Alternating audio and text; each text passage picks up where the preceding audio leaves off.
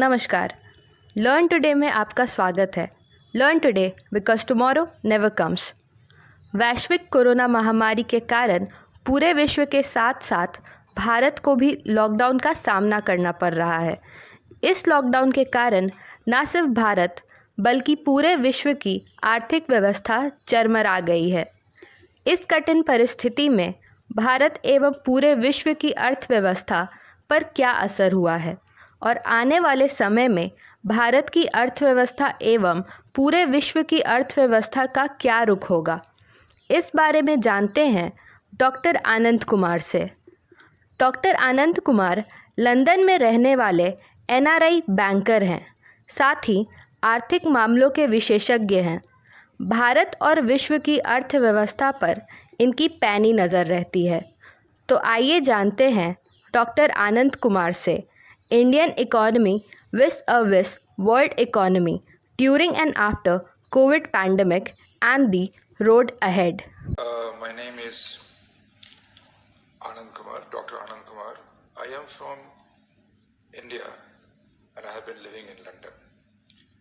Today I thought of having an introspection into Indian economy vis-a-vis world economy.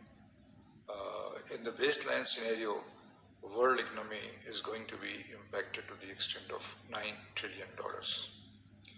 The COVID-19 pandemic has a huge dampening impact on the social and economic lives of people across the globe, and of course including in India. The impact of COVID-19 has been quite impactful, creating a deep crater in the Indian economy along with the other economies of the world.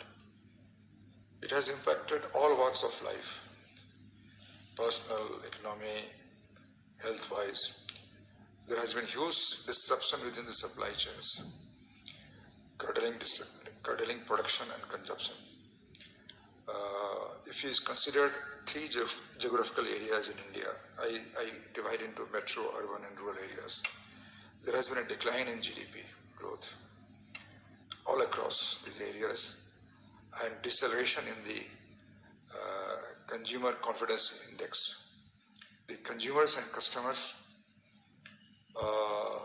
would now prefer to save and keep cash rather than spend, as they would like to wait and see how the pandemic progresses in times to come. This has also impacted different sectors of business such as tourism, hospitality, entertainment, around which the human lives also revolve very much. The tax collection in India is likely to be lower and everywhere, which may spur a higher fiscal deficit. As we all know, there is a silver lining anytime, even in case of the highest crisis like pandemic. That is, there are certain sectors like telecommunications, food packaging and distribution, pharmaceutical companies, and they have performed well despite this pandemic. The Reserve Bank of India has provided relief by way of $23 billion US, which is, of course, the only 0.8% of GDP. In my view, it could have been slightly more because in other countries, this kind of a stimulus is slightly higher as compared to this 0.8%. But I'm sure that the functionaries would have considered various aspects of this stimulus, and when time requires, they will further come and support the economy. The other stimulus by way of, they call it TLTRO, targeted longer-term refinancing operations, and it is to the extent of $50 billion US, which is again in terms of GDP is 1.7%. It would definitely aid in boosting the economy, Indian economy, and its businesses, and through its weaknesses in the balance sheet of both corporate and banking sectors. though I still feel that the balance sheet improvement of the banking sectors and the corporate sectors is still a long way, and it may take some more time to recover and come to the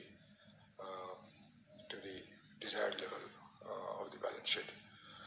The central bank has also allowed moratorium of 3 months and now extended to 6 months, if I am correct, for repayment of installments of loans and interest thereon.